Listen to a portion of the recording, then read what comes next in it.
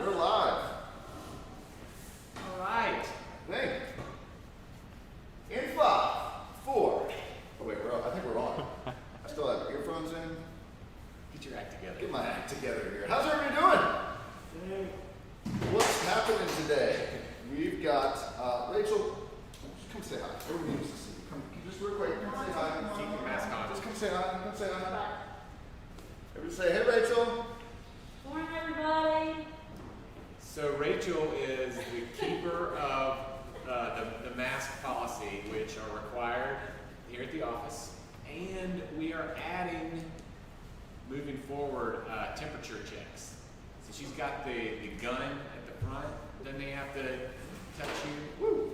If you're over 99.9 or whatever the number is, you're out of here.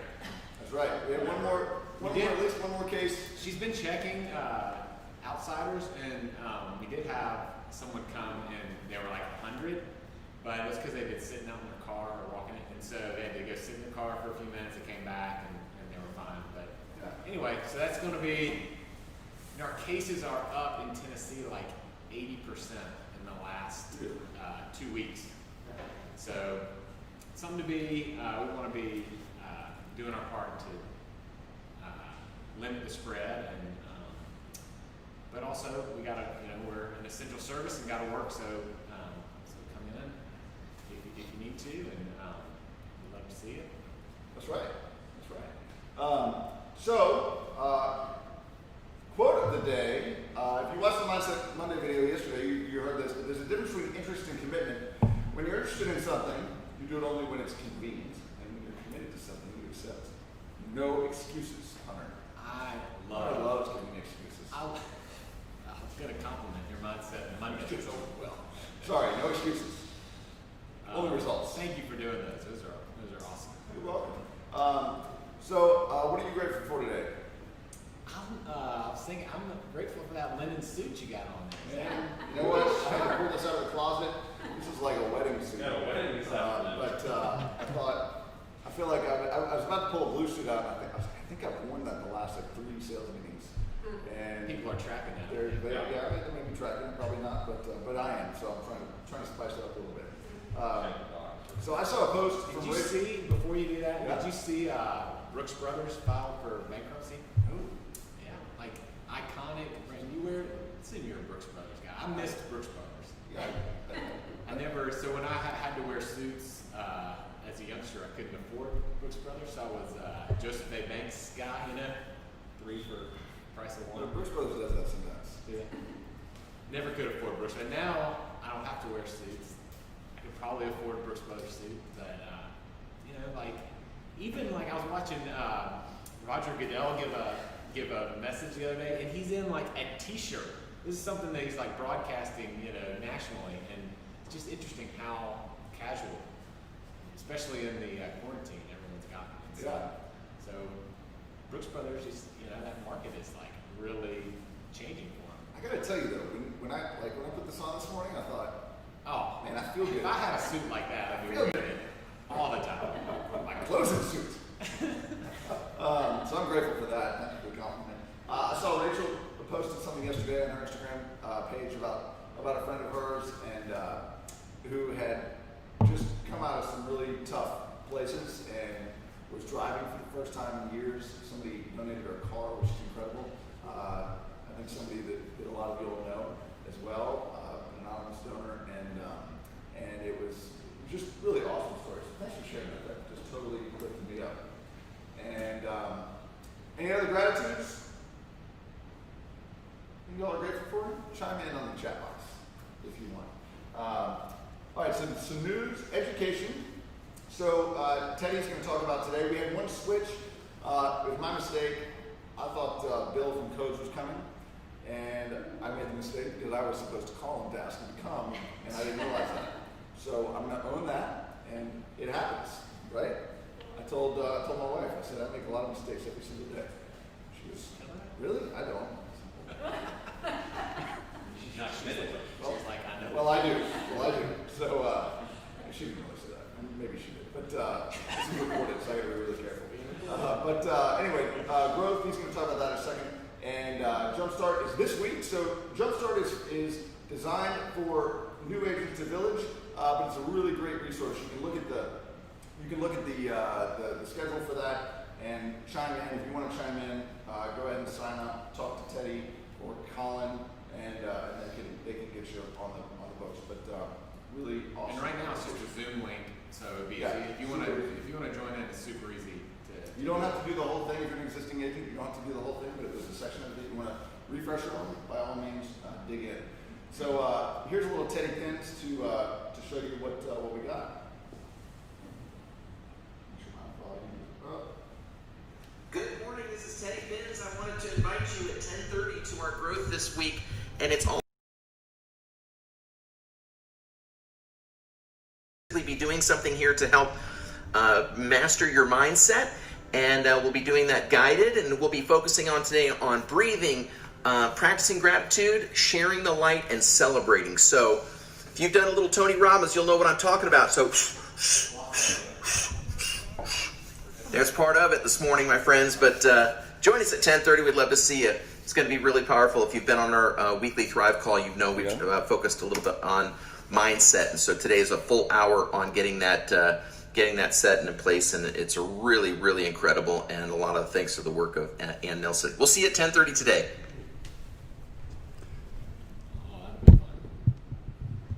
All right, so we're checking on audio. We may have cut out there for a second. Still learning how to get this tech setup going.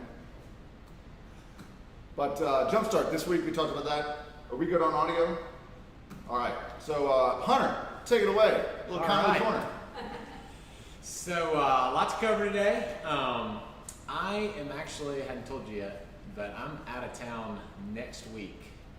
So Shane Talent is going to fill in. So it's going to be... He's recovered from the COVID. It's going to be Corona Corner. Is that too soon? No? Yeah, probably. He's actually recovered and is feeling much better.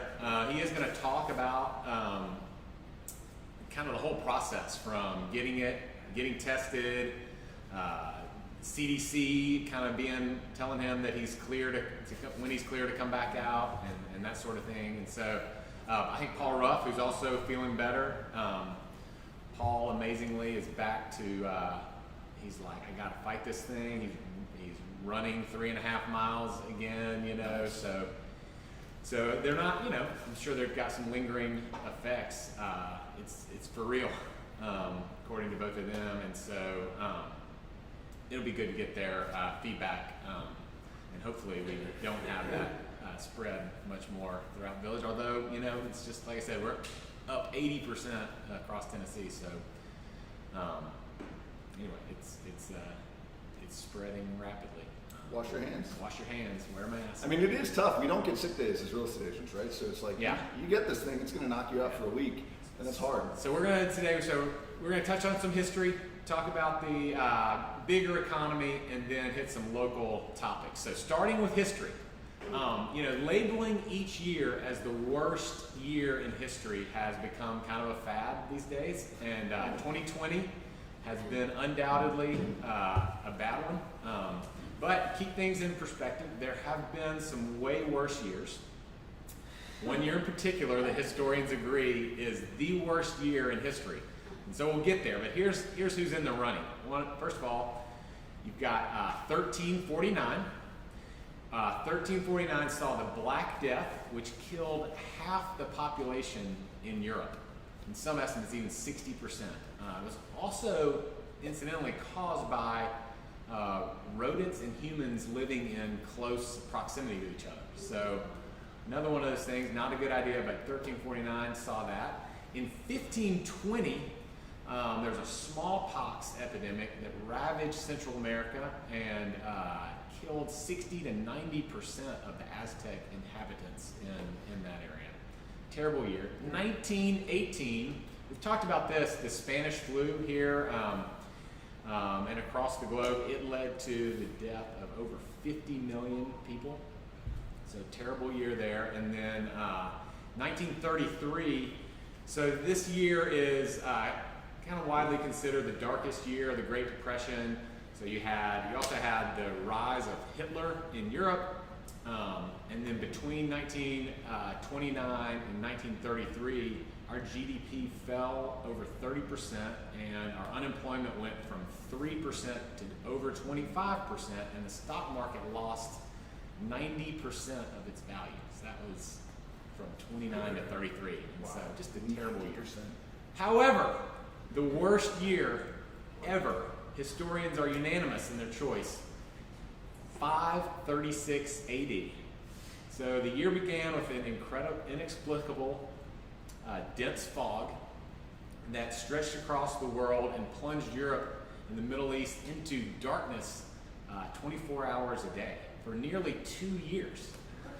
So I've never heard of this. Yeah, consequently, you've heard of the Dark Ages, right? Yeah. That's what this was. So consequently, global temperatures plummeted and resulted in the coldest decade in over 2,000 years.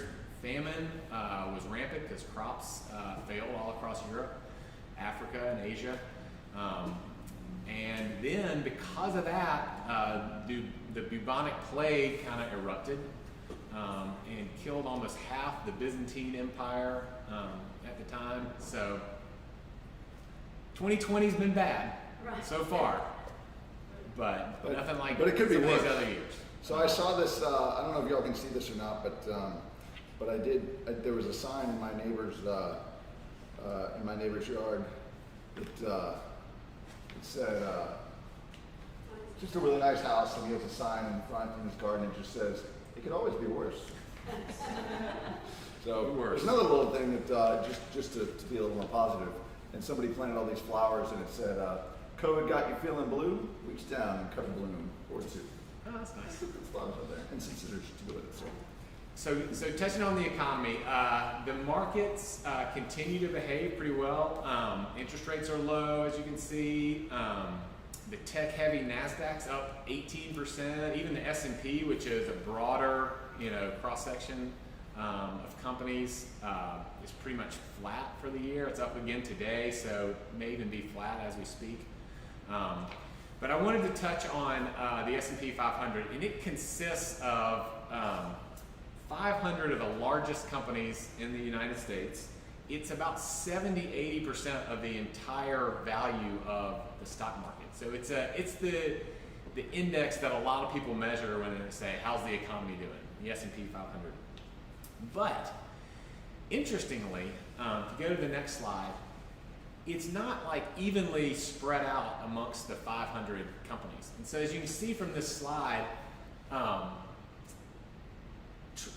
27% of the S&P 500 is made up of the top 10 companies, the largest 10 companies. And as those companies get bigger, the percentage actually grows. So just earlier this year, as of January 1st, the top 10 companies made up 24% of the index. And then now it's almost 4% higher, close to 28%. And so you're getting kind of a pretty concentrated view when the S&P 500 is growing or doing well as it is. It's just something to be aware of. It's kind of like the S&P 10. It's kind of like the S&P 10. 10 and a half. And if you're saying like, I don't want to invest in the S&P 500, I want to make sure I got plenty of exposure to these top companies, you're actually getting it. The other thing worth noting is kind of the sectors that are most prominently included in the S&P 500, and you'll notice that it's weighted towards health, technology, healthcare, financials. What's not a big piece of the S&P 500 is real estate companies or raw materials, things like that. And so, to balance out your investment portfolio with some real estate could be a good idea. So real quick, so you talk about the stock market, and I'm over here talking about real estate. And I think a question is, well, Hunter, how do those relate, right? But I think probably the news is often about the stock market. That's what brings a lot of headlines, and so that's what affects consumer confidence a lot of times, right? Yeah. I mean, is that? Yeah, I think the stock market is it's always looking out ahead, 18 months. And so I think what the stock market is saying is that, hey, this pandemic's is really bad. It's kind of crazy that you're back to even. You've got terrible economic data still going on. You've Yeah. got companies, a lot of companies filing for bankruptcy. Small businesses, I think, are really feeling the brunt of this. The stock market, though, is looking ahead 18 months and saying, hey, I think we're going to come out of this okay. And so if you saw the market going down a lot, you'd have to kind of factor that into your outlook and everything else. Yeah, it's all tied together. There's a silver lining of this, and it is interest rates. And wait till you see some of the mortgage rates. So, all right, the other thing, just how kind of earth-shattering the collapse in air travel's been. United Airlines last week warned that they may cut half of their staff, 36,000 people, to be furloughed October 1st if things don't turn around. Just the state of the industry, they've been relying on an influx of funds from the government so far. But their traffic is like 16% of where it was last year. And one interesting thing, so the air travel, I think we'll see this in the next few years. Air travel over the last 10 years had kind of moved towards a lot more direct flights to places, away from the hub model. And now that demand has fallen so low, airlines are going back. It's going to be a lot harder to get those direct flights. Dallas Fort Worth, that mid-continent airport, has gone from like number 5 to number 1 in terms of busiest airports in the country. And so just having that mid point of the country where you can get a lot of people, a lot of places from there, I think it's going to be a trend that continues until flights get back on track. So, I don't know if you're flying when you go to town. I had some trips or some flights booked for the end of this summer that I've had for a long time, and I keep getting notices. Yeah. At first, it wasn't a direct flight, but it was a 1 stop, and then I got a notice saying it's 2 stops, and then I got another one saying it's now 3 stops. It's turned into like a 14-hour travel day, literally like bouncing around the country to get to the destination. So I was like, I'm not. Yeah, I'm gonna look for another option. So just thought this was interesting, just in terms of travel and what people are returning to the tried and true automobile. So if they're going on vacation, you're more likely to drive than load the family up on an airplane. The other thing, The old truckster. Yeah, bikes are up. Public transportation is obviously down. Downloads for the top public transportation apps are down over 50% year over year. Not surprising, getting on a crowded subway car is probably not a great idea right now. The decline in scooter, that's kind of puzzling. If bikes are up, but those have been down. And then ride But is that sharing. scooters like the bird scooters? Yeah. Yeah. So but so much of that is based on tourism, right? Good point. Zach. Brilliant. That's one of those things that seems like a great idea in a boardroom, probably, and like, how can you lose? You're making people have these things as you go around. You crowdsource the charging of them, but if nobody's coming, Yeah. All right, so some good news. The total number of mortgage loans in forbearance dropped for the 3rd consecutive weeks ending in June. So as the employment picture improved, we talked about that last month, as the economy's opened back up, the number of mortgages that were not being paid declined. So that's good news for our industry. Also locally, bookings for short-term rentals in Nashville have started to bounce back. So I know a lot of your clients are in that space. So after what was a pretty bad April, you see there that bounce back almost to 50%. Still way off where it was travel-wise, but I'd be curious to see. We've had a lot of for a while based on regulations changing, and then also this pandemic, I think there was an assumption that there were a lot of short-term rental properties that were going to come on the market and go up for sale.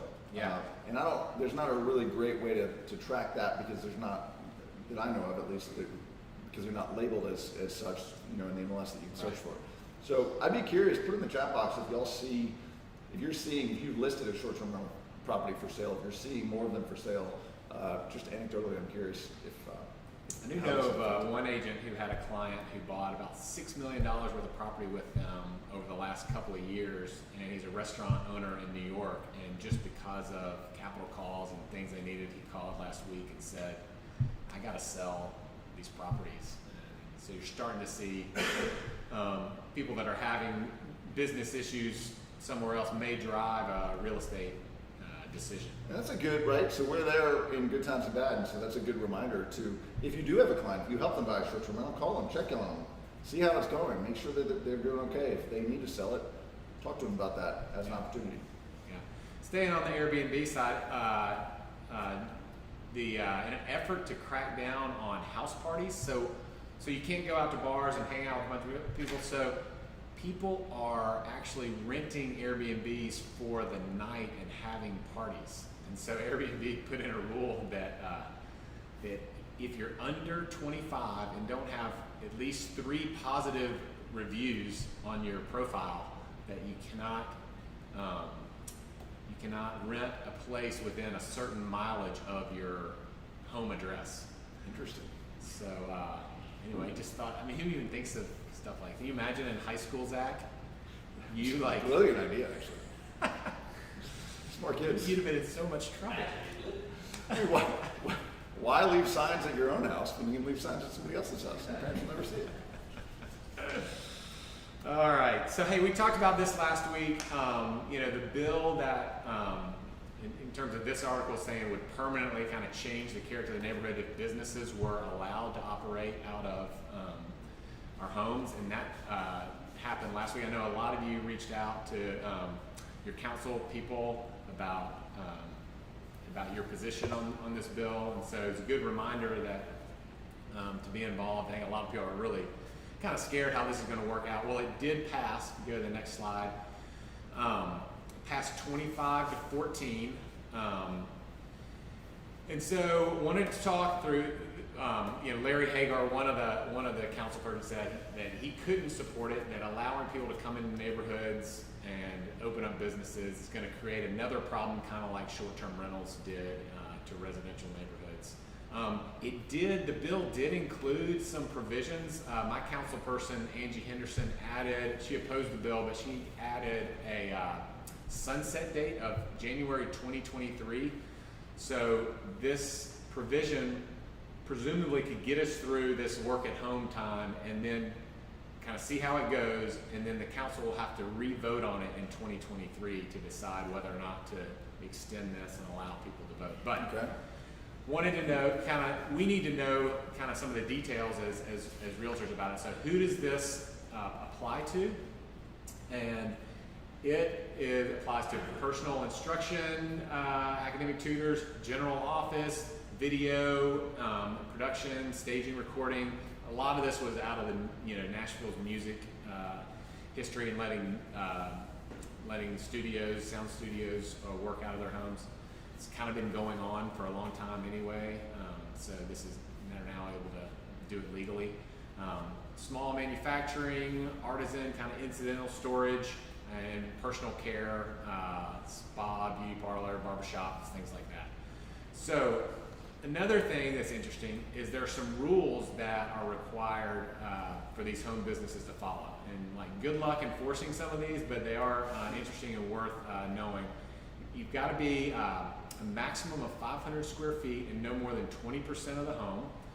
You can have a customer, up to 6 customer visits per day, Monday through Saturday, 8 a.m. to 7 p.m. and by appointment only, and then no more than 3 customers per hour. So one non-resident employee allowed to work there, so you can't have Yeah, exactly. I missed that one too. Yeah, you can't run a whole. You can have one extra employee besides the resident. These have to be resident occupied homes, so you can't have a business that nobody where the resident doesn't live there. Got it. Operating. So if you're a hairdresser and you want to cut somebody's hair, and maybe you've got if it's your home, an assistant, you can do it with an assistant. You couldn't have 3 different chairs going. But 6 customers per day. Now that's interesting. I mean, that is probably hard to enforce. I guess you're relying on probably neighbors to call or police that, I would imagine. Yeah, so I will get to that too. You you can't have signage. You know, the character of the property must be maintained. No commercial vehicles parked outside their residence. And then lastly, well, back to that. There's one other thing I was going to say about the enforcement, but basically, yeah, the Metro will not go around looking for problems, but if you do have a neighbor that is not complying, you can file a complaint and they will go check out and make sure. If you all don't have, if you live in Davidson County and you don't have the Hub Nashville app, you should download it. It's a super easy way to, you can, I mean, especially if for your clients, you can ask for more trash cans or recycling bins. You can report something in codes, you can check in on a lot of stuff.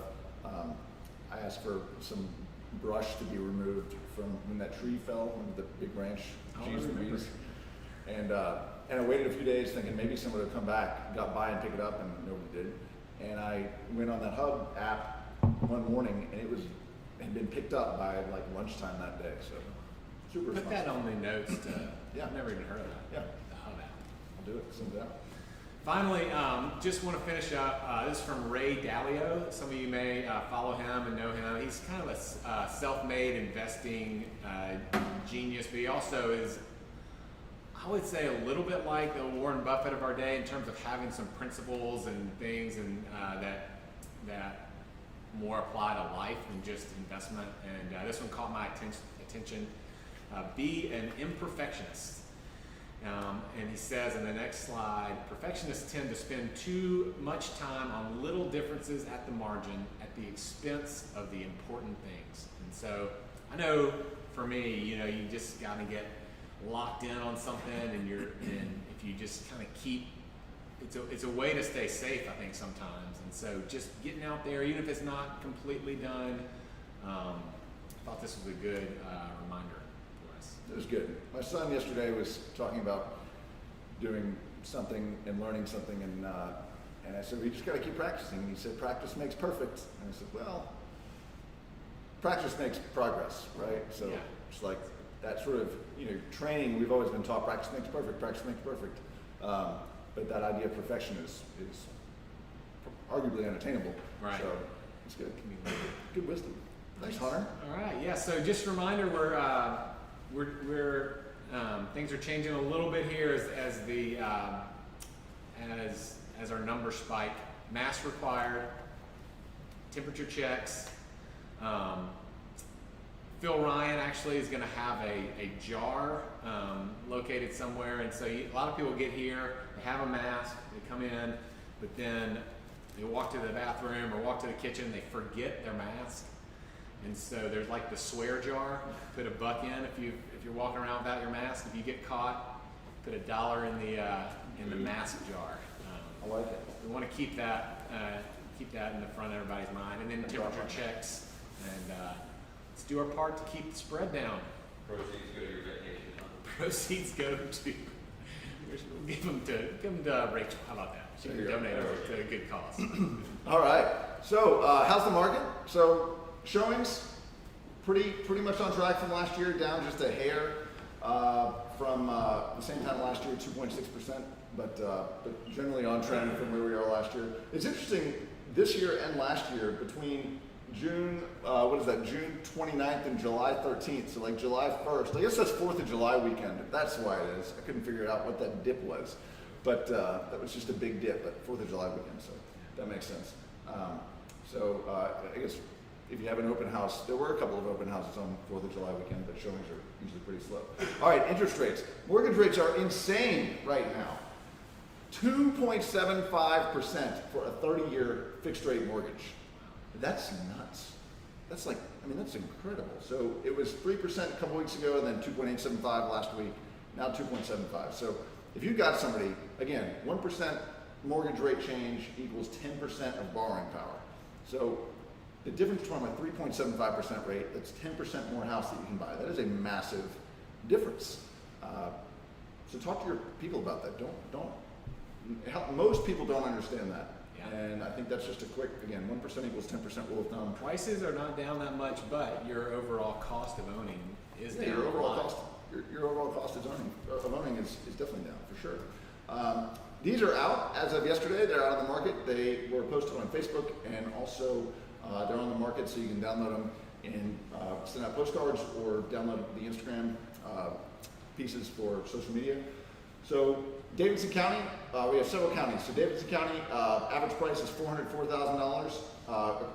That's down just a hair from, about even down 0.5% from where it was in June of last year. Now this is for June, not July, because we're July 13th now. So it takes about a week and a half, 2 weeks to get the data in.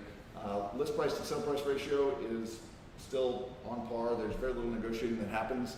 What that doesn't mean, though, is that you can overprice your house, right? So people look past the overpriced homes, and then when something is priced well, they end up writing an offer generally closer to that. What you do see is the lower priced houses, if you really study this, in most markets, the lower the price, the higher the list price to sold price ratio is. So if you get into the $1 million, $2 million range, usually, on average, that goes down from 99 or 98 down to like 96. But that's a lot of money. So, 5% of $1 million is different than 5% of 100,000, obviously. It's actually Thanks. same percentage. I made a mistake today. First mistake. Don't say anyway. Got it. So right, properties for sale are down Average a little bit. days So on inventory is market. down a little bit, and total properties sold down about 14%. And the average days on market is 7.5% less than last year. Yeah, that's interesting. That's both Williamson and Davidson County. So total properties for sale and closings are down in both Williamson and Davidson. They are up a little bit in Wilson County, and in terms of sold properties, prices are up a decent amount in Wilson County, and then up a little bit in Dixon County. So we've got this for Rutherford, Sumner, and Maury. So I'm flying through these, but go on vres-market.com and you can log in and download these, or you can pull them up. Caitlin posted on the Village exclusive Facebook page yesterday. So take a look at that. Now this is data. This is not new data. This is data from the first quarter, but I just wanted to see the second quarter numbers for the Nashville MSA, and this is the FHFA data, which is the average appreciation rate kind of across the board that is federally tracked data. Again, in the last 40 years, it's about 4.6% on average. In 2016, we hit a high of 10.1%. So I'd be curious in the chat box, make your prediction. What do you think the second quarter is going to be? So last year, in all of 2019, we only had an appreciation rate of 5.5%, which is half of what it was in 2016. But that's also just in line with kind of where our normal state is. So the first quarter of 2020, kind of pre-COVID, was 1.3% or 1.29%. So I'd just be curious for your predictions, and I don't know, maybe there'll be a prize. What do you think? What do I think? I will say, so this was all January, February, March, so pre-COVID, I would say that we will be below 1%. 0.72. But For the quarter. 2020, This is for the quarter. first quarter is already in at 1.3, right? Right. So you're saying I'm saying the so- second so quarter. April, May, and June. You're saying it's what? So last year's second quarter was 1.6. Okay. I'm going to say it's going to be half that. Okay. 0.79%. Still positive. Still positive. I'm with you. I like that. All right. Tools, don't forget, weekly scorecard. Several of you all are still turning this in to me and other brokers, so keep doing that. I love y'all doing that. And Lolo, just a reminder that Lolo gifts are coming out. These still come out. A lot of people are doing this. If you're not doing this, it's $1.10 a month to send out gifts to your clients. This week, you can get cheese sticks or beef bruschetta at Southside Grill. Send those to your clients. $1.10. Yeah, $1.10 for a gift. Per person. Per person, yeah.